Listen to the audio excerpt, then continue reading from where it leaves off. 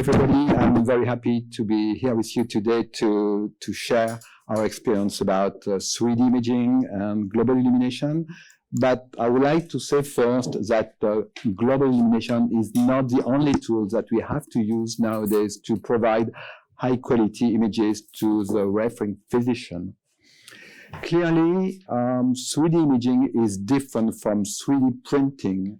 3D printing is a 3D object, whereas 3D imaging is a 2D image. And the question is, how can we provide 3D information on a 2D display?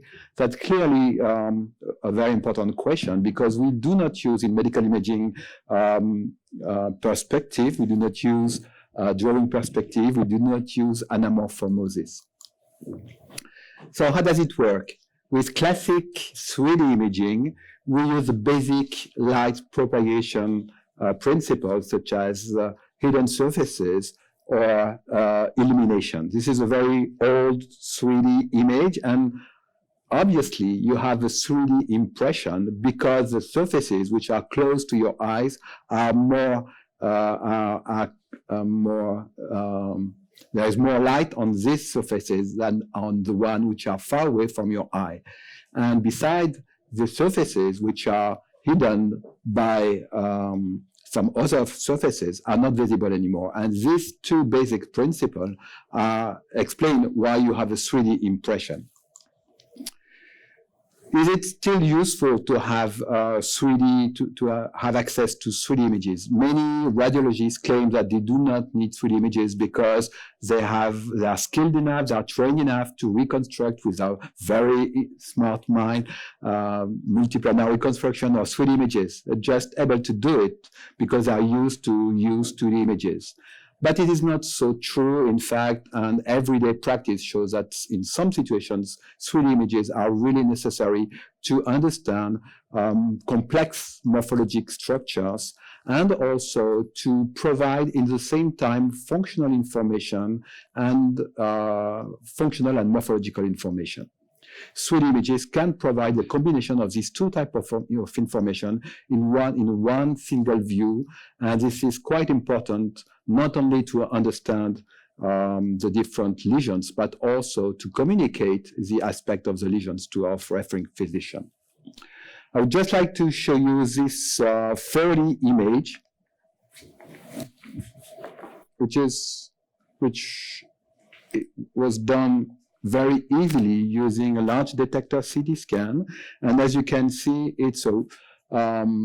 this 3D images was obtained at different time after contrast medium injection.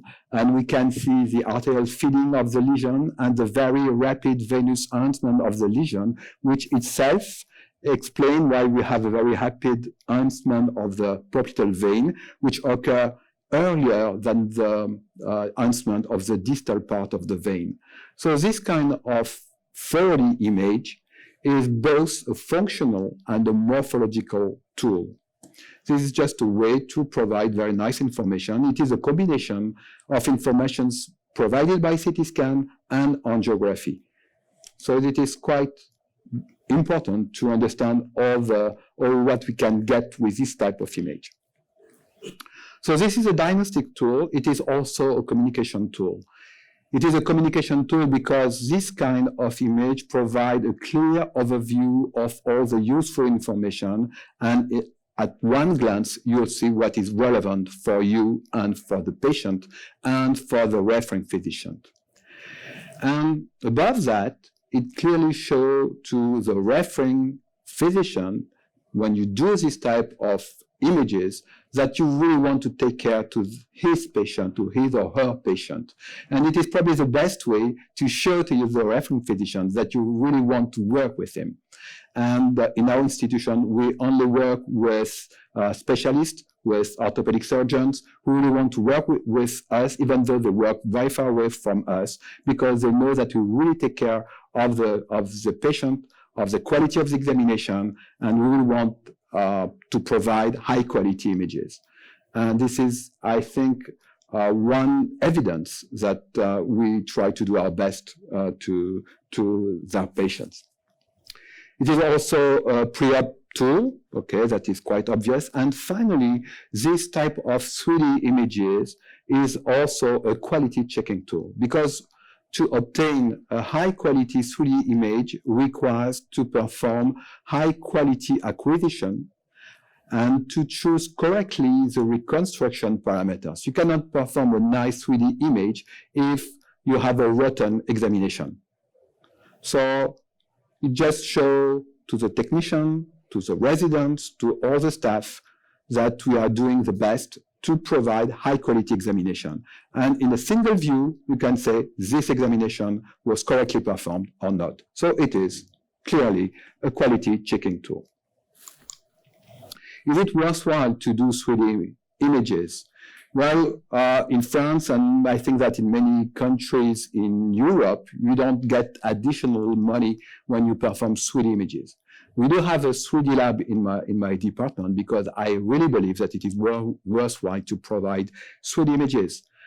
For the reason I explained, I think it is worthwhile. And of course, if you are in a country where you can get additional money with 3D imaging, it is even more obvious.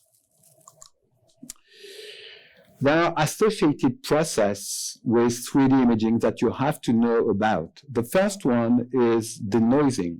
Denoising is a very important step to provide a high quality images.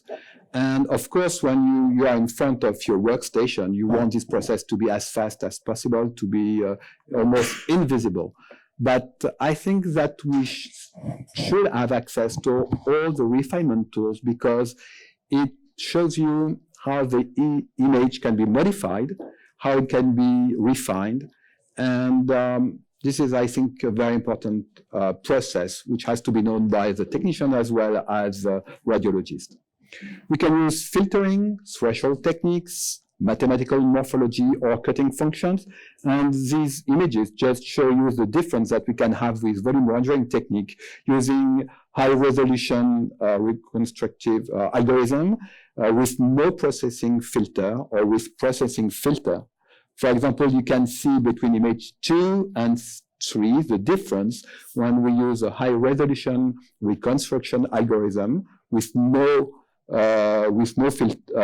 post-processing filter to denoise the image, and an image obtained with a standard resolution algorithm with no processing. So you can see that you can modify the image to decrease the noise and in the same time decrease the spatial resolution. So you have to make your choice of the kind of image you want to get.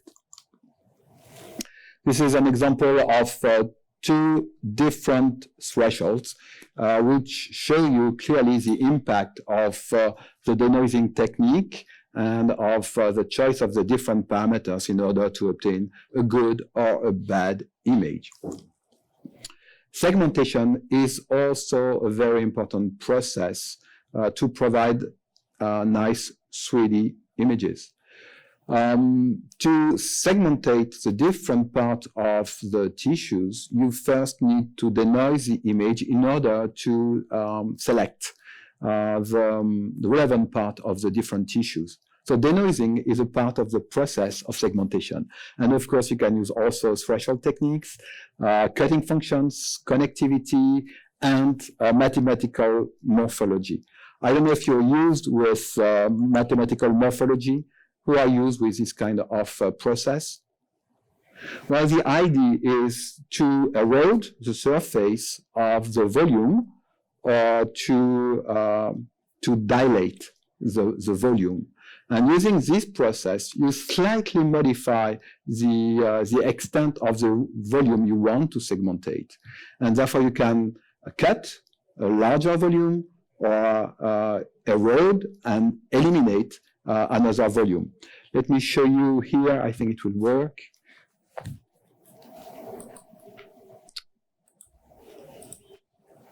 Yeah, the difference between the original volume and the dilated volume.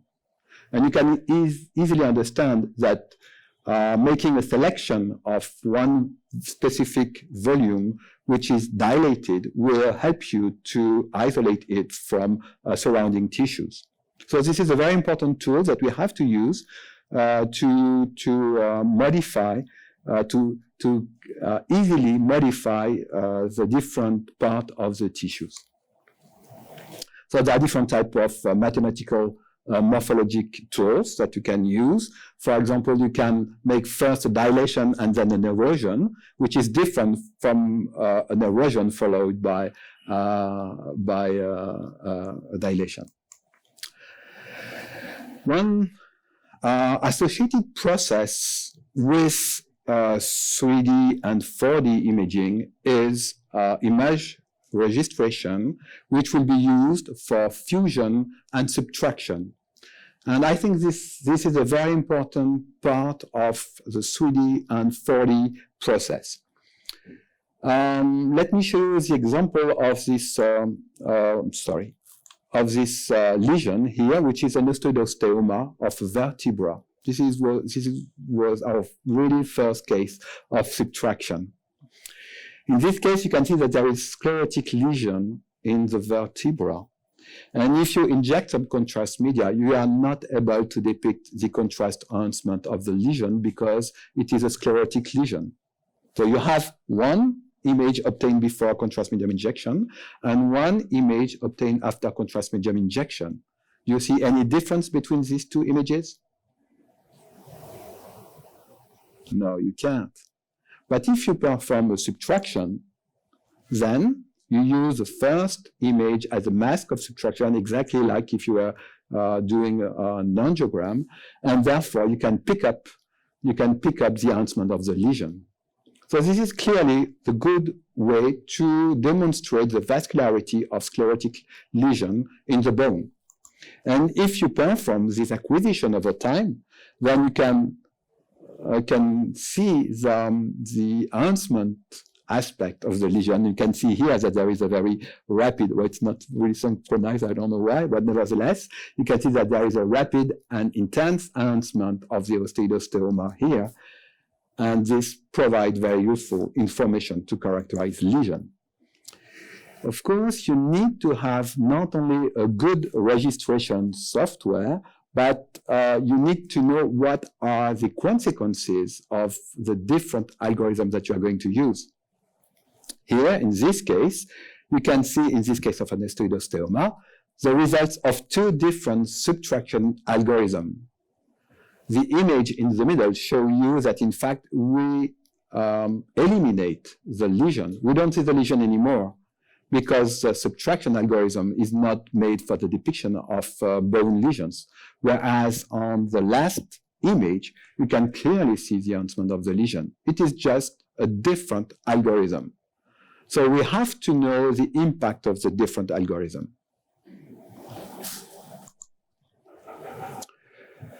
From surface rendering to volume rendering, a quick flashback.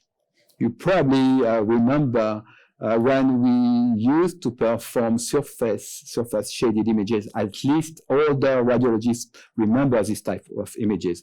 I'm old enough to have used this type of image. You can see this 3D image of radionuclear disease on the left that I performed in 1995. And when the patient came back 10 years later, we used volume rendering technique along with multi-site CT scan to evaluate the fistula.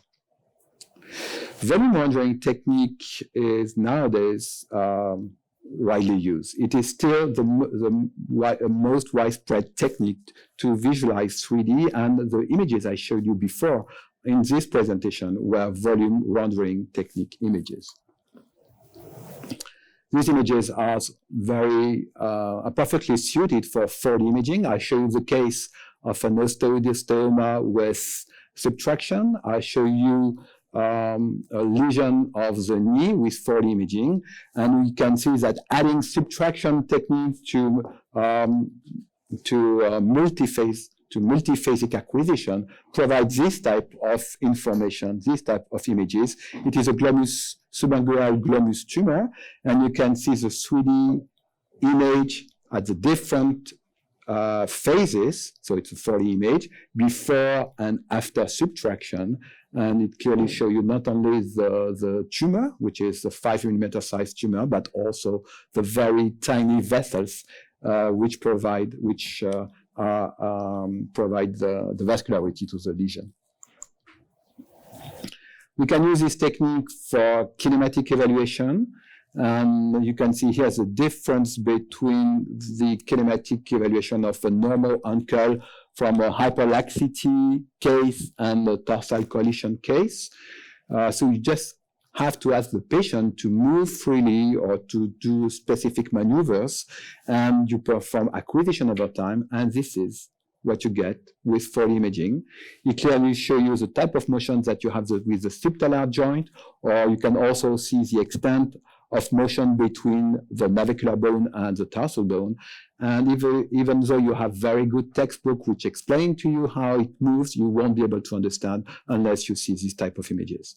Just looking to this type of images make you understand how it works. It is the only way to understand. Have a look at it. So another case of kinematic evaluation is the case of loss of pronosupination. These are the standard X-rays. This is the 3D image. 3D is 2D over time. And you can see that there is a loss of pronosupination just because of this bony prominence here due to the fracture, which impinge against the ulna. And you can also see this aspect on 4D image here. And it makes things very clear because we ask the patient to do the maneuver responsible for the pain. We can understand very easily how it works and how it doesn't work.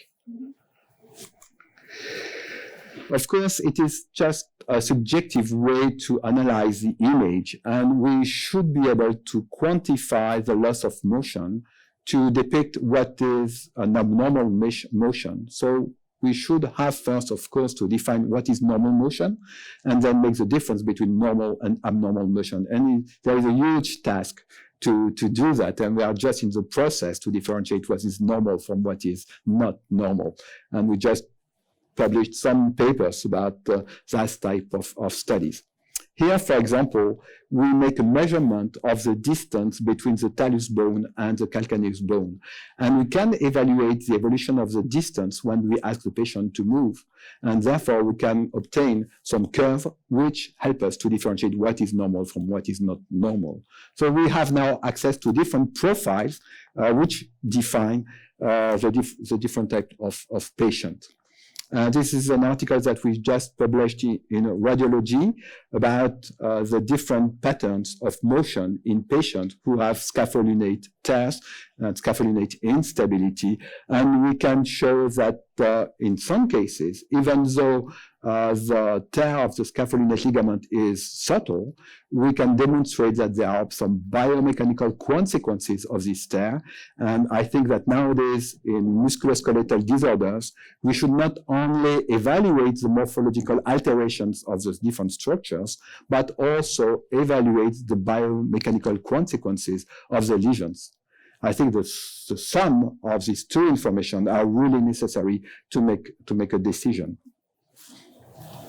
So, for example, here, you can see that in the case here, there is a scapholinate gap, and the profile of the different distance and angles are different from the case where there is a normal ligament. Volume rendering technique, as I said, is a widespread tool. Everyone uses volume rendering technique on a daily basis, on a routine basis. But I think that volume rendering technique is dead, completely dead, because it will be replaced by global illumination. Global illumination has fantastic advantages compared to volume rendering technique. It is used in many fields, such as film industry, probably seen this movie if you have kids, or if you are as old as me, grandsons or little daughters. This type of software was first used for movies, but is nowadays used in medical imaging. It provides photorealistic, oh, doesn't work.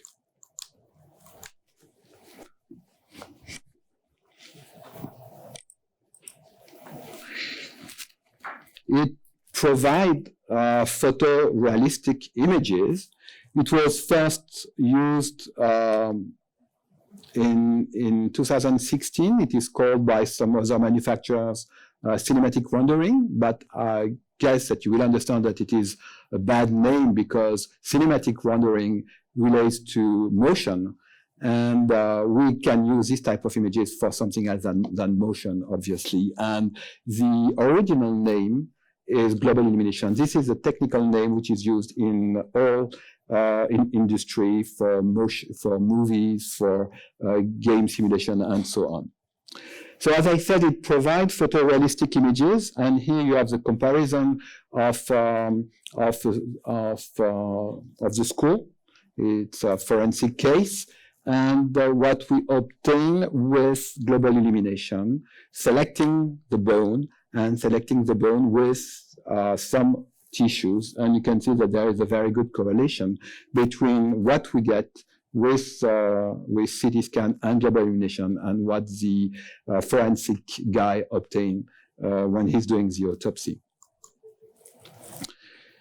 Global Illumination improves depth, shape, and structure delineation compared to volume rendering technique, and I think that this example makes things very clear.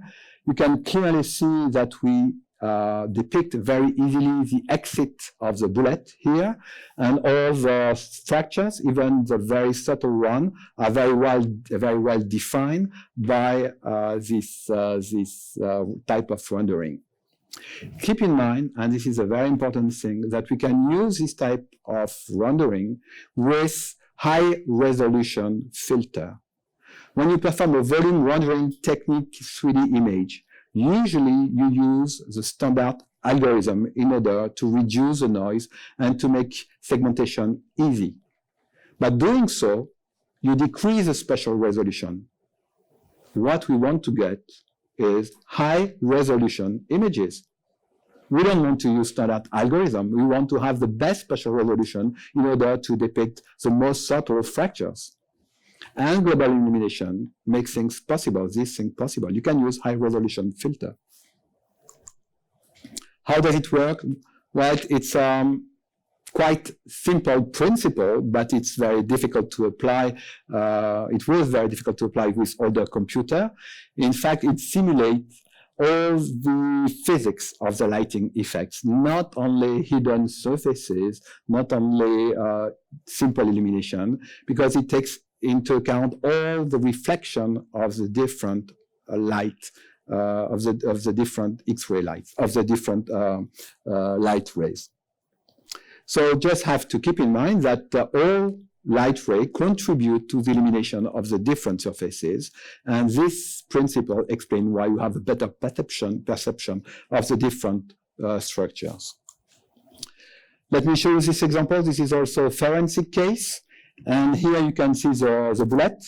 You can see the hole in the rib because the bullet runs through the rib, and you can see the very high resolution of this type of image.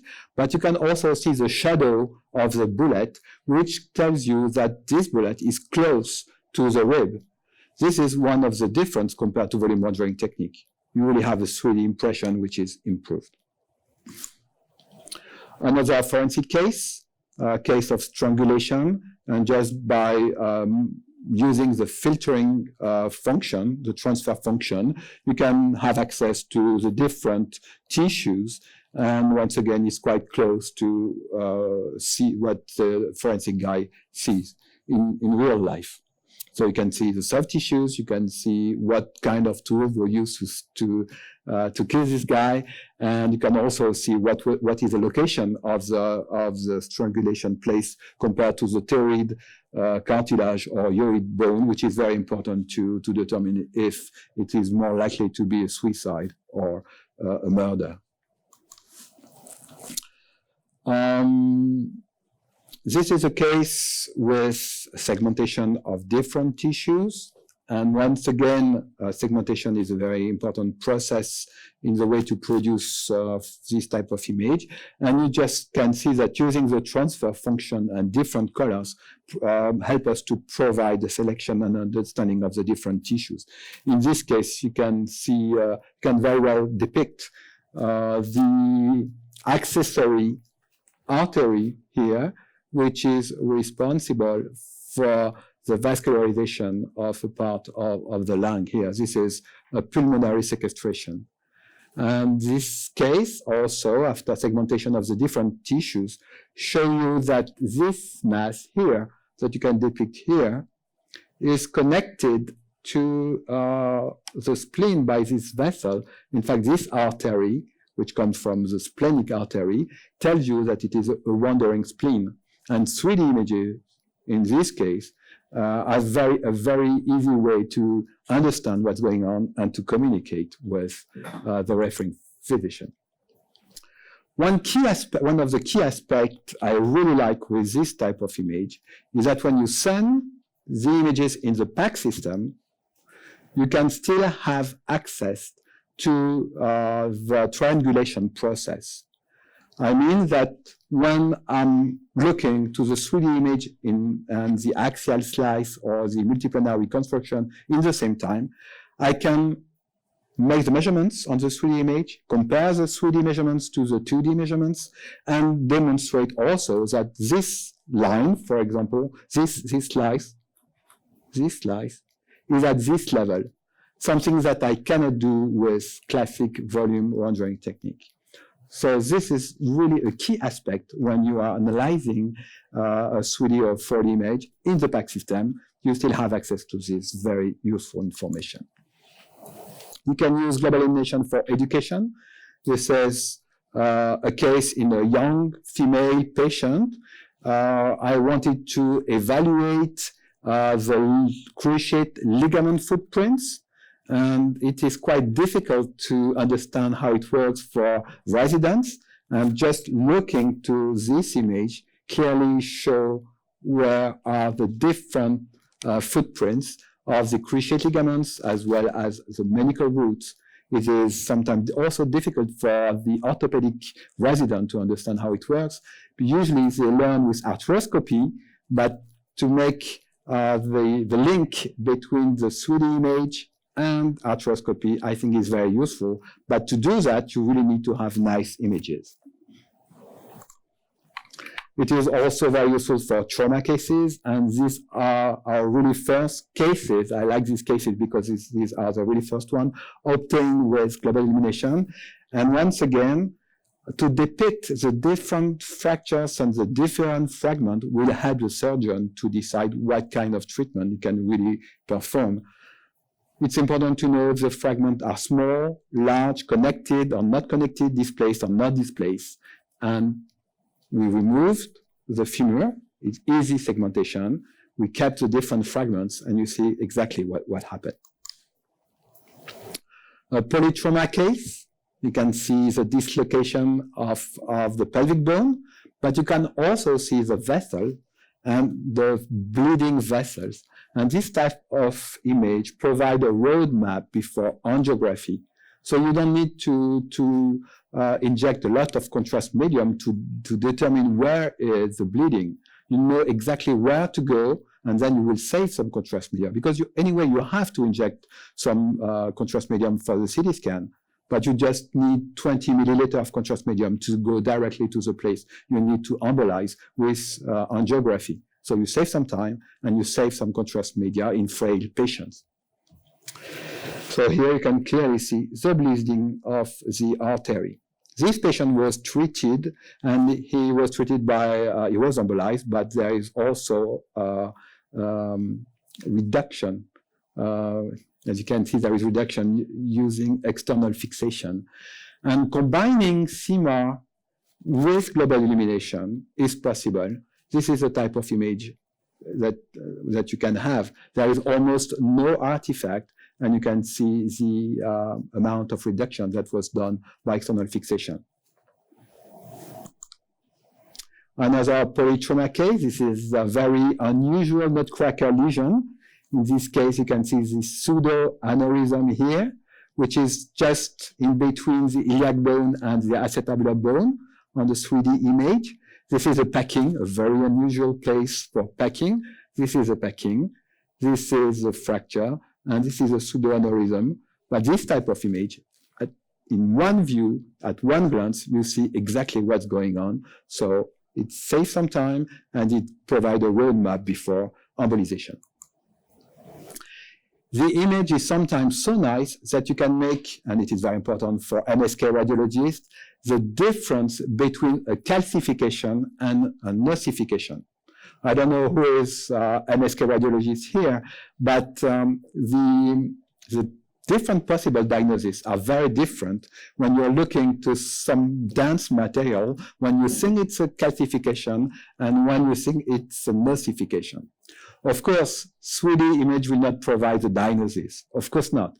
But I just want to show you here that the image quality is good enough to provide you the difference between the different structures.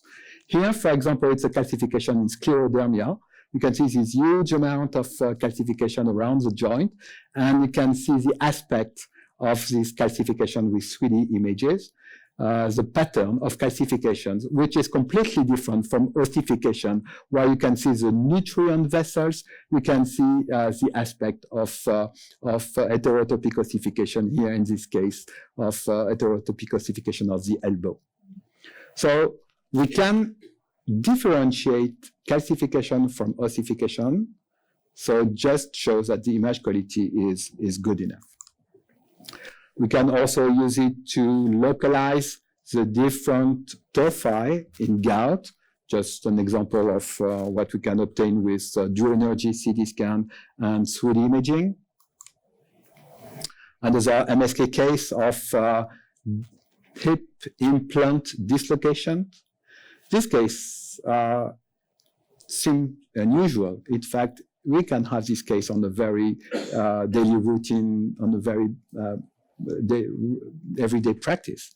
We are not used to do this type of examination before. In this case, we wanted to evaluate the vessels in this young patient with hip dislocation.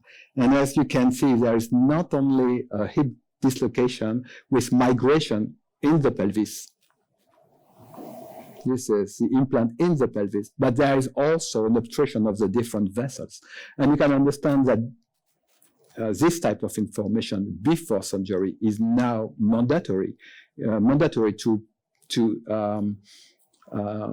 avoid surgical mistakes.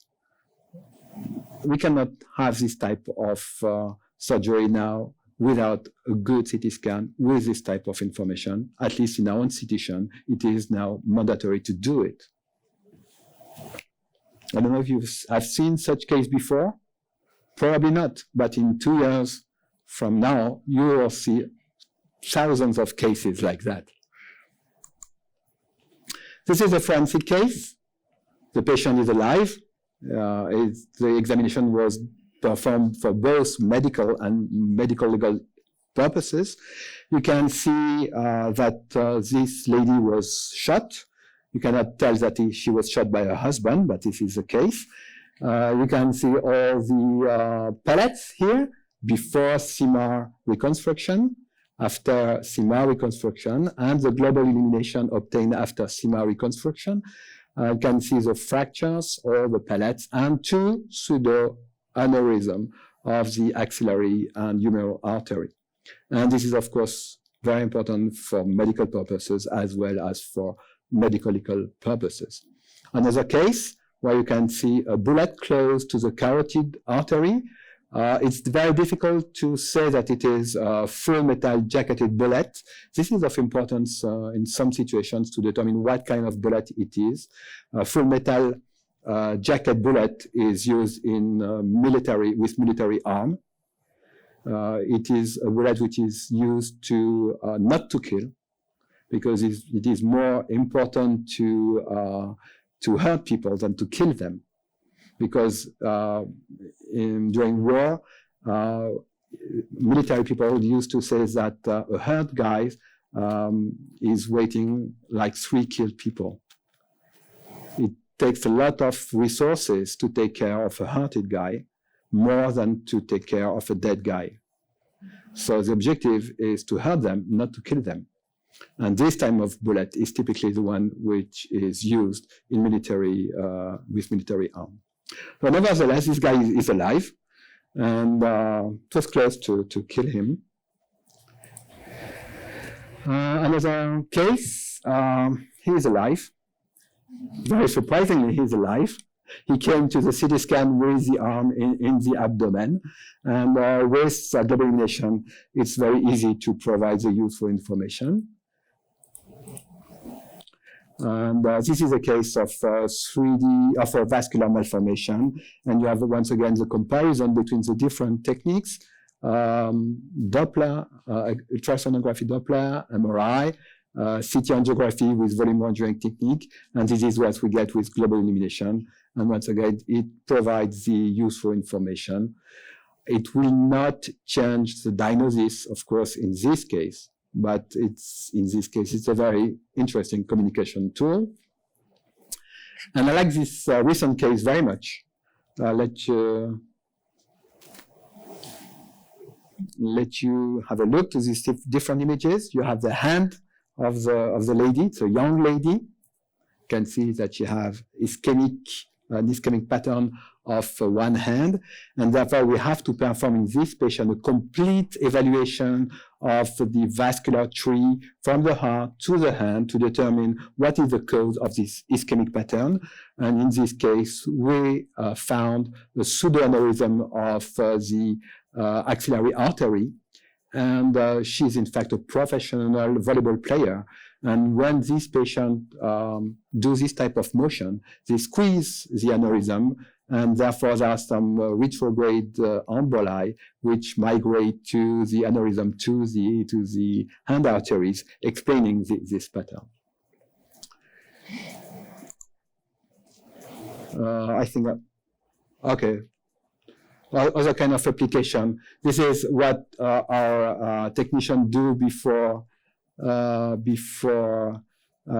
eating king cake. They want to know where is the fève.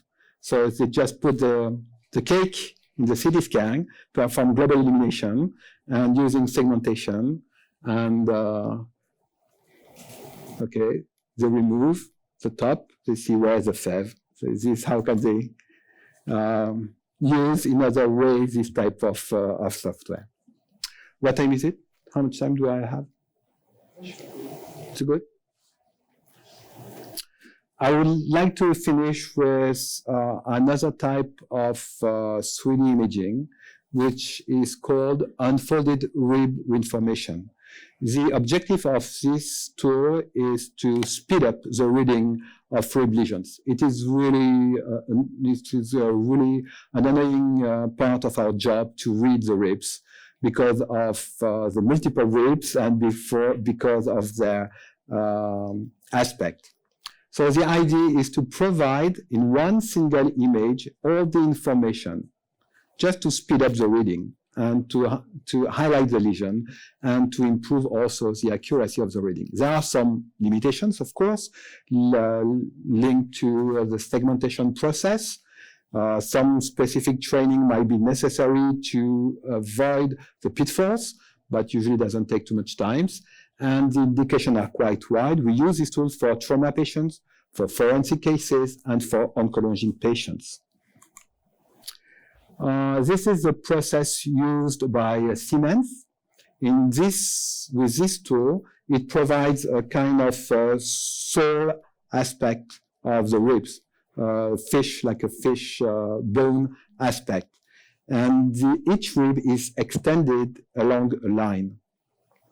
It is quite different in the Canon, with the Canon software, which is in fact a projection around a cylinder. This is what we obtain. The advantage of this tool is that it also shows you the cartilage, and we also have to depict some fracture of the cartilage, not only fracture of the ribs. We have access to the triangulation process, and this is very important to check if what we see is really a fracture So you can see here, for example, one fracture here. You have access to the axil slice as well as the MPR. You can also depict here 2 other fractures. In one view, you can see all the lesions. Another case, in a polytrauma case, you can see all these fractures at the same time.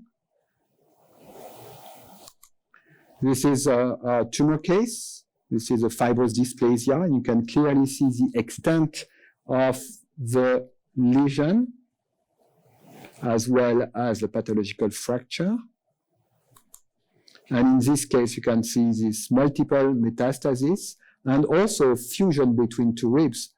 Of course, you can see all these lesions looking to the CT scan, but it takes just a few seconds to have access to all this information when you have the unfolded rib tool, whereas it takes a few minutes. And usually you don't spend these 2 or 3 necessary minutes when you are reading such cases.